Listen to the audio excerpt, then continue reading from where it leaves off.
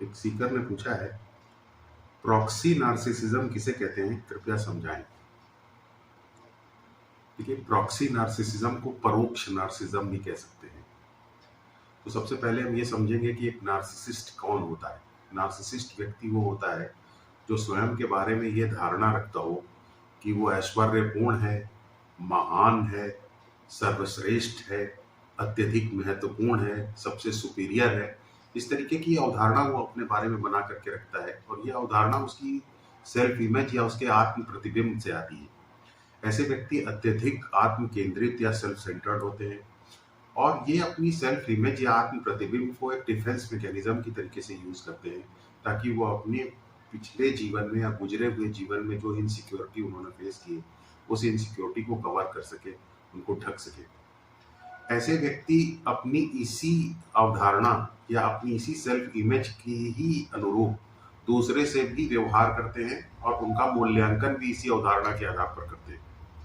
और अगर कोई व्यक्ति इनकी अवधारणा के अनुरूप नहीं होता है तो उसे ये टॉर्चर करते हैं और उसे हर्ट करते हैं। लेकिन इनके अंदर एक क्वालिटी और भी होती है कि दूसरे को ये क्या दुख देते हैं, क्या दर्द देते हैं, उसको नियंत्रण करने में उसकी इनको कोई ना तो परवाह होती है, ना उसकी पहचान, ना उसकी समझ होती है। यानी ये दूसरे के दुख दर्द के प्रति पूरी तरीके से ब्लाइंड होते हैं क्योंकि इनके अंदर दूसरे के दुख दर्द को समझने की क्षमता ही नहीं होती। क्षमता विहीन होते हैं ये दूसरे के दुख दर्द को लेकर के। तो इसीलिए हम कहते हैं कि इनके अंदर एम्पैथी नहीं होती। अब जब आप इस तरीके की अवधारणा अपने बारे में रखेंगे कि आप महान हैं, आप सर्वश्रेष्ठ हैं, आप ऐश्वर्यपूर्ण हैं, आपके बराबर कोई नहीं है, एक इन्फ्लेटेड सेल्फ इमेज रखेंगे, आपका एक इन्फ्लेटेड बैलून है आपकी अगर सेल्फ इमेज, तो जाहिर सी बात है कि उसके ऊपर प्रिक्स जरूर लगेंगे, कहीं ना कहीं आपका बैलून फूटेगा भी जरूर, क्योंकि वास्तव में तो आप ऐसे हैं नहीं। तो ये क्या काम करते हैं कि इन्हें मैनिपुलेटिव टेक्निक्स का इस्तेमाल करना पड़ता है अपनी सेल्फ इमेज को मेंटेन करने के लिए, अपने आत्म प्रतिबिंब को मेंटेन करने के लिए। तो ये कौन कौन सी मैनिपुलेटिव टेक्निक्स का इस्तेमाल करते हैं? इनके पास बहुत सारी मैनिपुलेटिव टेक्निक्स होती हैं, जिसमें कि महत्वपूर्ण इनकी जो मैनिपुलेटिव टेक्निक है वो है दूसरे की रियलिटी को ही नकार देना। तो ये दूसरे की रियलिटी को नकारने के लिए इस तरीके के सेंटेंसेस का प्रयोग करते हैं कि तुम बुद्धिहीन हो, तुमको कुछ आता ही नहीं है, तुम्हारा दिमाग काम नहीं करता, पता नहीं तुम्हें क्या हो गया है, शायद तुम पागल तो नहीं हो गए हो, तुम्हें इलाज कराने की जरूरत है। इस तरीके के स्टेटमेंट देते हैं और ऐसी परिस्थिति पैदा करते हैं व्यक्ति के जीवन में कि धीरे धीरे वो अपनी रियलिटी के ऊपर ही डाउट करता जाए। इस प्रकार की मैनिपुलेशन को हम कहते हैं गैस लाइटिंग। फिर ये और भी दूसरे तरीके के मैनिपुलेटिव टेक्निक्स का इस्तेमाल करते हैं। देखिए, इनका कांस्टेंट क्रिटिसिज्म, सतत रूप से दूसरे को नीचा दिखाते हैं, उसकी आलोचना करते रहते हैं ताकि वो व्यक्ति टूट जाए। तो ये भी इनकी एक मैनिपुलेटिव टेक्निक है, क्योंकि जब तक वो टूटेगा नहीं तब तक इनके नियंत्रण में आएगा नहीं, और जब तक इनके नियंत्रण में आएगा नहीं तब तक इनकी सेल्फ इमेज को, इनकी ग्रैंडियोसिटी, इनके ऐश्वर्य, इनकी इन्फ्लेटेड सेल्फ इमेज को स्वीकार नहीं करेगा। फिर ये दूसरे की बुराई, दूसरे के सामने इनके सामने टारगेट के सामने दूसरे की बड़ाई करते हैं, जिससे कि टारगेट ऑटोमेटिकली अपने आप को छोटा महसूस करे, अपने आप को नीचा महसूस करे। तो ये भी इनकी एक मैनिपुलेटिव टेक्निक है। फिर इनकी बात ना मानने पर ये तुरंत दुष्प्रचार के लिए रेडी रहते हैं, दुष्प्रचार तुरंत शुरू कर देते हैं। दुष्प्रचार करने के लिए फेक नैरेटिव चलाते हैं दूसरे लोगों के सामने और इस तरीके से बात की शुरुआत करते हैं कि इसको ये बात मत बताना, उसको वो बात मत बताना। इस तरीके से ये झूठे कथानक को चलाते हैं और टारगेट के खिलाफ दुष्प्रचार करते हैं। फिर ये लोग जो है कंडीशनल रिलेशनशिप रखते हैं, रिलेशंस में कंडीशंस को इम्पोज करते हैं, हमेशा बार्गेन करने की कोशिश करते हैं कि तुम मेरे लिए ये करो तो फिर मैं इस चीज को स्वीकार करूंगा, तब मैं ये करूंगा। तो कंडीशनल रिलेशनशिप रखते हैं और हर चीज के ऊपर कॉस्ट इम्पोज करते हैं। तो ये कुछ इनकी मैनिपुलेटिव टेक्निक्स है। तो ये नार्सिसिस्ट इस तरीके से मैनिपुलेटिव टेक्निक्स के साथ चलते हैं। इनफैक्ट जब भी इन्फ्लेटेड सेल्फ इमेज होती है, कोई व्यक्ति अपने बारे में बहुत ज्यादा अपना मूल्यांकन बहुत बढ़ा चढ़ा करके करता है, तो फिर उसके साथ मैनिपुलेटिव टेक्निक्स का पैकेज इंक्लूडेड है, क्योंकि बिना मैनिपुलेटिव टेक्निक्स के आप इन्फ्लेटेड सेल्फ इमेज और इतना अपने आप को ऐश्वर्यपूर्ण और इतना अपने आप को शक्तिशाली और ये सब चीज समझ ही नहीं सकते। तो ये जो मैनिपुलेटिव टेक्निक्स हैं, ये मैनिपुलेटिव टेक्निक्स मूलतः आदि कहाँ से हैं? देखिए, जब एक बच्चे के अंदर नार्सिसिज्म का विकास होता है पेरेंटल अब्यूज या एनवायरमेंटल अब्यूज के फलस्वरूप, तो वो डिफेंस मैकेनिज्म की तरीके से नार्सिसिज्म को ओढ़ लेता है, या अपने पिता से नार्सिसिज्म की नकल कर लेता है, या माता से नकल कर लेता है, या एनवायरमेंट से कहीं से भी नकल कर सकता है। और जब नार्सिसिज्म को ओढ़ लेता है तो उसको सस्टेन करने के लिए कुछ मैनिपुलेटिव टेक्निक भी उसी सोर्स से ये सीख लेता है। लेकिन सारी मैनिपुलेटिव टेक्निक एक साथ नहीं आ जाती। मैनिपुलेटिव टेक्निक्स का धीरे धीरे विकास होता है। एनवायरमेंट में कहीं से भी, जहां से भी उसको ये मैनिपुलेटिव टेक्निक्स मिल सकती हैं, वहां से वो ये मैनिपुलेटिव टेक्निक्स ले सकता है। जैसे मान लीजिए कि आज मैं ये वीडियो बना रहा हूं, अभी मैंने इन मैनिपुलेटिव टेक्निक्स के बारे में बताया।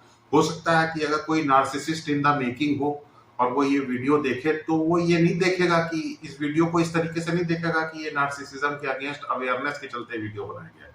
वो इसको विपरीत बुद्धि है ना वो, तो वो इनमें से देखेगा कि कौन सी ऐसी टेक्निक्स हैं जिनको कि वो यूज कर सकता है, और इन मैनिपुलेटिव टेक्निक्स को खुद सीखने की कोशिश करेगा। इसी तरीके से नार्सिसिस्टिक पर्सनैलिटी का विकास होता है।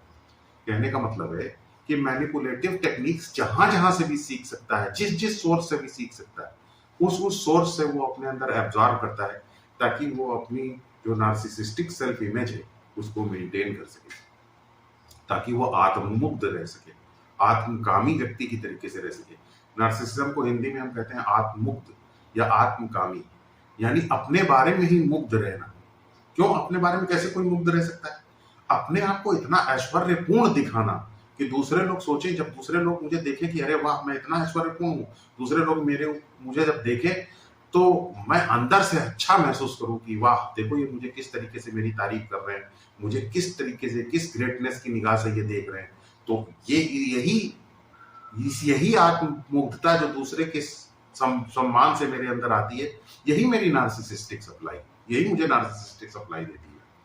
तो मैनिपुलेटिव टेक्निक्स का पहले हम इस्तेमाल करके लोगों को अपने हिसाब से अलाइन करते हैं। उसके बाद जब लोग वो देखना शुरू कर देते हैं जो हम उन्हें दिखाना चाहते हैं, तो फिर हमको उससे अपनी मेरी आत्ममुग्धता सुदृढ़ होती है, मेरी आत्ममुग्धता मुझे प्रसन्नता दे पाती है, वही मेरी नार्सिसिस्टिक सप्लाई। तो ये एक तरीके का ऑल्टरनेटिव रास्ता है, एक ऑप्शन है जिसके तहत हम हैप्पीनेस को प्रोड्यूस करते हैं। हालांकि ये एक बड़ा ही पुअर रास्ता है, लेकिन ये एक रास्ता है। नार्सिसिस्ट एटलीस्ट ये समझता है कि ये एक रास्ता है। तो नार्सिसिस्टिक पर्सनैलिटी का विकास कैसे होता है? नार्सिसिस्टिक पर्सनैलिटी का विकास अपने एनवायरनमेंट में इन्हीं मैनिपुलेटिव टेक्निक्स को धीरे धीरे अब्जॉर्ब कर करके होता जाता है। लेकिन एक बात हमेशा याद रखनी चाहिए, और वो बात ये है कि मैनिपुलेटिव टेक्निक्स चाहे कितनी खतरनाक क्यों ना हो, मैनिपुलेटिव टेक्निक्स चाहे कितना ही शॉक देने वाली क्यों ना हो, नार्सिसिस्ट चाहे कितना ही हमको शॉक देने वाला क्यों ना हो, क्योंकि नार्सिसिस्ट हमें शॉक देता है। जैसे हम उसके ऊपर कोई इल्जाम लगाते हैं, तुरंत उसे डिनाई कर देता है, यही है एक शॉक।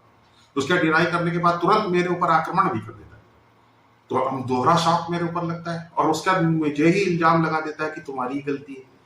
तो एक तरीके से मैं तो पहले विक्टिम था, अब इल्जाम लगा दिया तो अब मैं ऑफेंडर बन गया। तो इस तरीके से शॉक पे शॉक देता जाता है। तो हमेशा ऐसा लगता है कि ये तो एक नए तरीके का शॉक है, ये तो इनफैक्ट शॉक हमेशा नया ही रहता है। तो नार्सिसिस्ट लगातार शॉक देता जाता है, शॉक देता जाता है, शॉक देता जाता है, और मैनिपुलेटिव टेक्निक्स उसको मदद करती हैं शॉक देने में। इसी शॉक से तो जो उसका टारगेट होता है वो एकदम पंगु हो जाता है।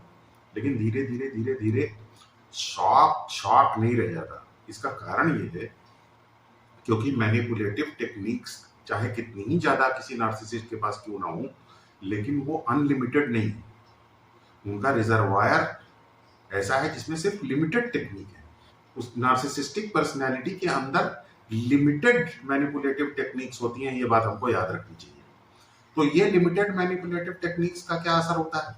इसका असर ये होता है कि एक समय के बाद शॉक जो है वो शॉक जैसा नहीं रह जाता, और तब नार्सिसिस्ट की मैनिपुलेटिव टेक्निक्स टारगेट के ऊपर इतनी कॉमन हो चुकी होती हैं कि टारगेट का उसके ऊपर उतना असर नहीं पड़ता जाता जितना कि पहले पड़ता था। और लाइफ चूंकि हमेशा बदलाव लाइफ में होता रहता है, तो बदलाव होने की वजह से सिचुएशन भी चेंज हो जाती है। इधर टारगेट भी चोट खा खा के मजबूत हो जाता है, तो टारगेट के ऊपर टेक्निक्स का उतना ज्यादा असर भी नहीं पड़ता।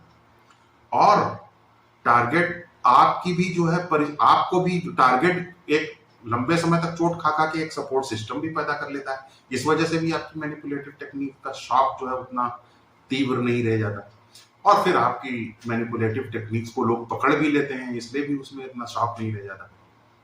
तो इस तरीके से हमारा जो नार्सिसिज्म है वो एक तरीके से एक्सपोज हो जाता है, यानी हमारी जो मैनिपुलेटिव टेक्निक्स हैं, दूसरे को मूर्ख बनाने की जो हमारी क्षमता थी, उसके बारे में लोगों को पता चल जाता है, उसकी विधियों के बारे में लोगों को जानकारी हो जाती है, उसकी विधियों के बारे में चोट खा खा के लोगों को अवेयरनेस हो जाती है, क्योंकि जो चोट खाता है उसकी सर्टेन अवेयरनेस चोट खाने की वजह से आती जरूर है। तो कहने का मतलब हमारी टेक्निक्स पुरानी पड़ जाती है, और जब हमारी टेक्निक्स पुरानी पड़ जाती हैं तब हमारे झांसे में कोई नहीं आता। ऐसे में नार्सिसिस्ट पैसिव हो जाता है, और जब नार्सिसिस्ट पैसिव हो जाता है तो हमें ये बात याद रखनी चाहिए कि पैसिव होने से ऐसा नहीं है कि उसका नार्सिसिज्म खत्म हो जाता है, उसके अंदर नार्सिसिस्टिक डिजायर वैसे ही रहती हैं, वैसे ही एक्टिव रहती हैं, बस उसकी कैपेसिटी नहीं रह जाती कि वो अपनी नार्सिसिस्टिक डिजायर्स को एक्टिवेट कर सके या नार्सिसिस्टिक डिजायर्स को मटेरियलाइज कर सके। ये उसके अंदर एबिलिटी नहीं रह जाती एक्सपोजर की वजह से, सामने राज खुल जाने की वजह से। ऐसे में जनरली नार्सिसिस्ट क्या करते हैं, ऐसा देखा गया है कि ऐसा करते हैं कि वो अपना एक उत्तराधिकारी चुन लेते हैं। अब उत्तराधिकारी वर्ड यहाँ पे सबसे ज्यादा मतलब उपयुक्त वर्ड मुझे लग रहा है। उत्तराधिकारी चुन लेते हैं, उत्तराधिकारी चुन करके अपना जो नार्सिसिज्म है, जो नार्सिसिस्टिक टेंडेंसीज हैं, वो अपने उत्तराधिकारी को डोनेट कर देते हैं। कहने का मतलब ये है, डोनेट करने का मतलब ये नहीं है कि जैसे कटोरे में पैसा डाल देते हैं उस तरीके से डोनेट करते, नहीं, ऐसे डोनेट नहीं करते। वो डोनेट इस तरीके से करते हैं कि उस उत्तराधिकारी के अंदर कुछ ऐसी क्षमताएं पहले देखते हैं कि वो होनी चाहिए, कुछ क्वालिफिकेशंस या एलिजिबिलिटी होनी चाहिए ताकि उसे डोनेट कर सकें। क्या क्वालिफिकेशंस होनी चाहिए? पहली क्वालिफिकेशन तो उसके अंदर ये होनी चाहिए कि वो थोड़ा सा मॉरली बैंकरप्ट हो, यानी सही गलत का ज्यादा उसके अंदर वो लेकर के कोई बड़ा क्रिस्टल क्लियर डिमार्केशन या फर्क ना कर पाए। तो थोड़ा मॉरली बैंकरप्ट होना चाहिए, ये इंपॉर्टेंट चीज क्वालिटी उसके अंदर। दूसरी बात, मेंटली वीक होना बहुत जरूरी है, क्योंकि नार्सिसिस्ट को ऐसा लगता है देखने में कि बड़ा स्ट्रांग है मेंटली, लेकिन वो एक्चुअली मेंटली वीक होता है। तो जिस अपने उत्तराधिकारी के अंदर ये क्वालिटी उसके अंदर होनी चाहिए, जिसको उत्तराधिकार अपना दे रहा है, कि वो थोड़ा सा मेंटली वीक भी होना चाहिए। और एक क्वालिटी उसके अंदर और होनी चाहिए, वो ये कि नार्सिसिस्टिक टेंडेंसीज या नार्सिसिस्टिक कैपेसिटीज, क्षमता, नार्सिसिस्टिक क्षमता पैसिवली ही सही उस व्यक्ति के अंदर होनी चाहिए जिसको उत्तराधिकार दिया जा रहा है। कहने का मतलब नार्सिसिज्म का सीड उसके अंदर मौजूद होना चाहिए, बीज उसके अंदर मौजूद होना चाहिए। अगर बीज नहीं मौजूद होगा तो पौधा उसके ऊपर नहीं लगाया जा सकता। तो बीज मौजूद उसके अंदर होना चाहिए। बीज मौजूद होने का मतलब क्या है कि नार्सिसिज्म बहुत ही पैसिव लेवल पर होना चाहिए, यानी जब तक उसको उत्तराधिकार ट्रांसफर नहीं किया गया है, उससे पहले उसको ऑकेजनली नार्सिसिस्टिक टेंडेंसीज का प्रयोग करते हुए देखा गया, लेकिन प्राइमरली वो मूलतः प्राथमिक दृष्टि से अगर आप देखें, प्रथम दृष्टिया अगर देखें, तो वो नार्सिसिस्टिक टेंडेंसीज को यूज नहीं करता था, वो एक नॉर्मल व्यक्ति की तरीके से रहता था। लेकिन जब नार्सिसिस्ट ये सारे गुण जो अभी मैंने बताया उस व्यक्ति के अंदर देखते हैं, तो नार्सिसिज्म अपना ट्रांसफर करने लगते हैं। नार्सिसिज्म ट्रांसफर करने की जो मेथड है उसमें सबसे इंपॉर्टेंट चीज है कि उसके अंदर एक सेल्फ इमेज का विकास करना। जैसे मैंने अभी बताया कि सेल्फ इमेज में ये चीज होना बहुत जरूरी है कि मैं सबसे शक्तिशाली हूँ, मैं महान हूँ, मैं ऐश्वर्यपूर्ण हूँ, मेरे जैसा कोई नहीं है। तो ये सेल्फ इमेज वो पहले डोनेट करता है उसको। ये सेल्फ इमेज कैसे डोनेट करेंगे कि मैं पावरफुल हूँ, तुम्हें डरने की कोई जरूरत नहीं है, तुम क्यों किसी से डरते हो, तुमको मैं हमेशा सपोर्ट दूंगा, तुमको मेरा पावर तुम्हारे साथ है, तुम महान हो, तुमको पता नहीं है कि तुम किस तरीके के आदमी हो, तुम कैसे अपने आप को इस तरीके से समझते हो। इस तरीके की बातें करके टारगेट को इस बात का एहसास दिलाना कि टारगेट जो है एक अत्यंत शक्तिशाली, एक महान, ऐश्वर्यपूर्ण व्यक्ति है, और अभी तक चूंकि उसे ये पता नहीं था इसलिए ऐसा नहीं समझता था, लेकिन आज उसने ये डिस्कवरी की है कि वो अत्यंत ऐश्वर्यपूर्ण और महान व्यक्ति है। तो इस तरीके से टारगेट को ये एहसास दिलाना कि टारगेट पूरी तरीके से सेफ है, वो ऐश्वर्यपूर्ण है, और वो न्यूली फाउंड डिस्कवरी है कि वो एक ऐश्वर्यपूर्ण और एक बड़ा व्यक्ति है, एक शक्तिशाली व्यक्ति है। तो टारगेट जैसे ही ये सेल्फ इमेज अपने अंदर डेवलप करना शुरू कर देता है, ये एक थोड़ा सा प्रोसेस है, ऐसा नहीं कि तुरंत हो जाता है एक ही दिन में, लेकिन धीरे धीरे ही किया जाता है। अब टारगेट ने जैसे ही अपने अंदर ये सेल्फ इमेज डेवलप कर ली तो क्या होगा, ये सेल्फ इमेज डेवलप करने के बाद यानी पहली स्टेज की ट्रेनिंग पूरी हो गई। अब मैनिपुलेटिव टेक्निक्स में ट्रेनिंग दी जाएगी। फिर मैनिपुलेटिव टेक्निक्स बताई जाती हैं जिससे कि वो अपनी उस सेल्फ इमेज को और अपनी उस अवधारणा को मेंटेन करना सीख जाए, नार्सिसिस्टिक अवधारणा को मेंटेन करना सीख जाए। फिर जब मैनिपुलेटिव टेक्निक्स और ये सारी अवधारणाओं को मेंटेन करना सीख गया तो इसका मतलब अब उसने नार्सिसिज्म को इनहेरिट कर लिया। अब वो नार्सिसिस्ट के लिए भी काम करेगा और एक इंडिपेंडेंट नार्सिसिस्ट की तरीके से भी काम कर सकता है। तो प्रॉक्सी नार्सिसिस्ट में और एक फ्लाइंग मंकी में यही अंतर है। फ्लाइंग मंकी जो है वो हमेशा एक्टिव नार्सिसिस्ट के लिए काम करता है और प्रॉक्सी नार्सिसिस्ट हमेशा पैसिव नार्सिसिस्ट के लिए, जिसकी ऊर्जा चुक गई हो उस नार्सिसिस्ट के लिए काम करता है। फ्लाइंग मंकी के साथ क्या है कि फ्लाइंग मंकी जो है वो एक सेवक की तरीके से काम करता है या एक फुट सोल्जर की तरह, इन्फेंट्री की तरीके से काम करता है। एक एक्टिव नार्सिसिस्ट जो कि एक सेनापति की तरीके से काम करता है। यहाँ पे ये एक सोल्जर की तरीके से काम नहीं करता, ये एक इंडिपेंडेंट सेनापति की तरीके से काम कर सकता है। तो ये फर्क है दोनों डायनामिक्स में। तो इस तरीके से प्रॉक्सी नार्सिसिस्ट क्रिएट होता है और ये इंडिपेंडेंटली काम कर सकता है। अब जैसे अगर मान लीजिए कि एक जो पैसिव नार्सिसिस्ट है उसने प्रॉक्सी नार्सिसिस्ट क्रिएट कर दिया, तो फिर प्रॉक्सी नार्सिसिस्ट को किस तरीके से यूज कर सकता है। देखिए, मान लीजिए कि मैं एक पैसिव नार्सिसिस्ट हूं, मेरी सारी टेक्निक्स एक्सपोज हो चुकी हैं, अब मेरे ऊपर कोई भरोसा नहीं करता और मेरा एक एक्स्ट्रा मैरिटल अफेयर चल रहा है, तो और बच्चे बड़े हो गए हैं, पत्नी का भी विरोध है एक्स्ट्रा मैरिटल अफेयर के प्रति, और मैं कमजोर हो चुका हूं, मेरी ताकत अब इतनी रह नहीं गई कि मैं परिवार से लड़ सकूं, और पत्नी के साथ बच्चों का भी अब सपोर्ट धीरे धीरे बढ़ गया। तो फिर मैं क्या करूंगा, मुझे कुछ ऐसा करना पड़ेगा कि मैं फैमिली को तोड़ दूं, ब्रेक कर दूं फैमिली को, ताकि फैमिली की ताकत कुछ कम हो सके और कुछ लोग मेरे सपोर्ट में आ जाएं, उनके सपोर्ट से मैं फिर से अपने वही सब काम कर सकूं जो मैं पहले करता था जब मेरे पास ताकत थी। तो प्रॉक्सी नार्सिसिस्ट इसमें मेरे लिए मदद कर सकता है। तो कैसे प्रॉक्सी नार्सिसिस्ट मेरी मदद करेगा? पहली बात तो प्रॉक्सी नार्सिसिस्ट एक सिबलिंग राइवलरी पैदा कर देगा, क्योंकि नार्सिसिस्ट के अंदर ये टेंडेंसी होती है कि वो ये समझता है कि जो लोग भी नार्सिसिस्ट नहीं, उनको जस्टिस के साथ और डिग्निटी के साथ जीने का अधिकार नहीं। तो वो सिबलिंग्स को, जो उसके दूसरे भाई बहन हैं, उनको डिग्निटी से जीने का अधिकार, इक्वालिटी के साथ जीने का अधिकार, जस्टिस के साथ जीने का अधिकार विड्रॉ करेगा। उससे उसके परिवार के बीच में कलह पैदा हो जाएगी। फिर पत्नी को भी वो के सामने, चूंकि प्रॉक्सी नार्सिसिस्ट मॉरली बैंकरप्ट भी है, इसलिए वो ये नहीं कहेगा कि एक्स्ट्रा मैरिटल अफेयर गलत है, क्योंकि गलत सही की समझ उसके अंदर उतनी नहीं, तो वो एक्स्ट्रा मैरिटल अफेयर को सपोर्ट कर देगा। तो इस तरीके से बाप जो है वो अपना काम कर सकता है, परिवार के को तोड़ करके, और अपने वो जो उसके जो जिस रास्ते पे बाप चल रहा था पहले जब उसके पास पावर थी, उसको अभी भी जारी रख पाएगा प्रॉक्सी नार्सिसिस्ट को यूज करते हुए। फिर एक चीज और भी है जो बहुत महत्वपूर्ण है, जिसके लिए प्रॉक्सी नार्सिसिस्ट को पैदा करना जरूरी होता है नार्सिसिस्ट के लिए, खासतौर से जब उसकी एनर्जी खत्म हो गई हो, वो ये है कि नार्सिसिस्ट जो है वो कभी भी नॉन नार्सिसिस्ट के साथ रिलेशनशिप नहीं डेवलप कर पाता, क्योंकि उसके साथ सेंस ऑफ बिलोंगिंग नहीं पैदा कर पाता। तो नार्सिसिस्ट की मजबूरी है कि वो ऐसे नार्सिसिस्ट को पैदा करे जिसके साथ वो एक सेंस ऑफ बिलोंगिंग डेवलप कर सके और रिलेशनशिप का प्लेजर एंजॉय कर सके।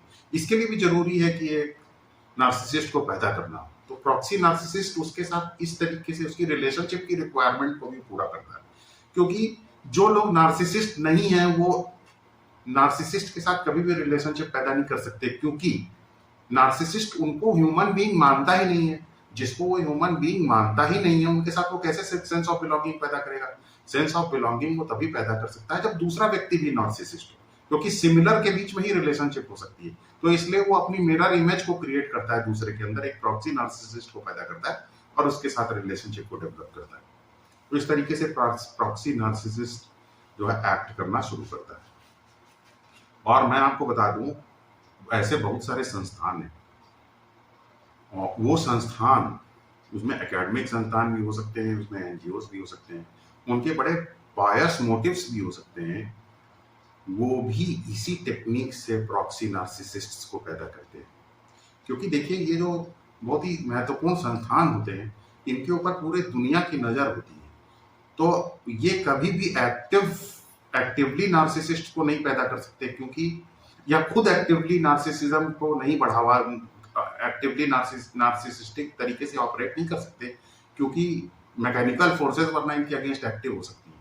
तो मैकेनिकल फोर्सेस इनके अगेंस्ट ना एक्टिव हों, इसलिए अपने नार्सिसिस्टिक दबी हुई इच्छाओं को ये संस्थान जो होते हैं, जिनको कि बड़े बड़े संस्थान होते हैं, उनका नाम लेना ठीक नहीं समझूंगा, वो संस्थान अपने इनमेट्स को ही, अपने संस्थान से निकलने वाले लोगों को ही अपने अंदर की जो हिडन नार्सिसिस्टिक टेंडेंसीज होती हैं वो डोनेट कर देते हैं, और इस तरीके से वो प्रॉक्सी नार्सिसिस्ट को क्रिएट कर देते हैं। प्रॉक्सी नार्सिसिस्ट के बारे में एक बात और मैंने ऑब्जर्व की है, वो ये है कि प्रॉक्सी नार्सिसिज्म अगर क्रिस्टलाइज नहीं हुआ है, यानी बहुत लंबे समय तक नहीं ये ऑपरेट किया है उस व्यक्ति के अंदर जो कि इसे कैरी कर रहा है, तो इसको ब्रेक किया जा सकता है। यानी कि एक तरीके से नार्सिसिज्म का भूत उस व्यक्ति के अंदर होता है, अगर ये भूत उतर जाए, अचानक कुछ ऐसा हो जाए, इसको स्ट्रांग रेजिस्टेंस मिल जाए, तो ये भूत उतर भी सकता है। मैंने इस तरीके का भूत उतरते हुए देखा है बहुत लोगों के अंदर, क्योंकि मैंने अपने लाइफ में ही बहुत सारे लोगों को देखता हूँ, बहुत सारे लोगों से ऐसा मिला हूँ जिनके अंदर इस तरीके का प्रॉक्सी नार्सिसिज्म पैदा हुआ, और अचानक ऐसा रेजिस्टेंस उनके खिलाफ पैदा किया गया। उसमें कई बार रेजिस्टेंस पैदा करने में मेरा भी रोल रहा है। अचानक ऐसा शॉक उनके सामने, ऐसा रेजिस्टेंस पैदा किया गया कि अचानक उनका ये प्रॉक्सी नार्सिसिज्म उतर गया। लेकिन अगर रेजिस्टेंस नहीं पैदा किया और ये धीरे धीरे ऑपरेट करने दिया गया, और प्रॉक्सी नार्सिसिस्ट, देखिए प्रॉक्सी नार्सिसिस्ट की कैपेसिटी होती है कि ना सिर्फ वो ओरिजिनल पेरेंट नार्सिसिस्ट के एजेंडा को पूरा करता है, बल्कि वो इंडिपेंडेंटली भी वो काम कर सकता है। तो अगर उसको इंडिपेंडेंटली काम करने दिया गया, करते रहने दिया गया, तब फिर उसका ये जो प्रॉक्सी नार्सिसिज्म है ये धीरे धीरे क्रिस्टलाइज होना शुरू हो जाता है, और उस केस में फिर उसके नार्सिसिज्म को खत्म करना काफी मुश्किल हो जाता है, क्योंकि उसको नार्सिसिज्म का टेस्ट डेवलप हो जाता है।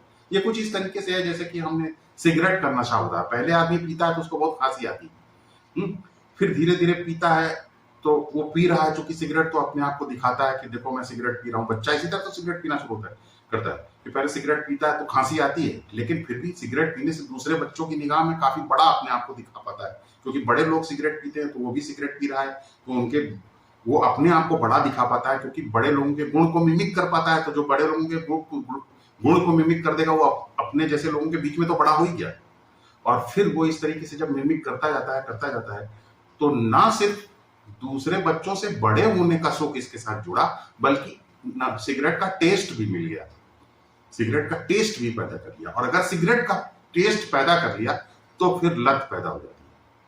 तो नार्सिसिज्म का टेस्ट जब प्रॉक्सी नार्सिसिस्ट को मिलना शुरू हो जाता है, तब उसके अंदर का नार्सिसिज्म उसी तरीके से क्रिस्टलाइज हो जाता है, जैसे कि सिगरेट का टेस्ट मिलने के बाद बच्चे को जो है वो सिगरेट का एडिक्शन क्रिस्टलाइज हो जाता है। उसके बाद नार्सिसिज्म को छोड़ पाना वैसे ही मुश्किल होता है जैसे कि किसी बच्चे के लिए सिगरेट को छोड़ पाना मुश्किल हो।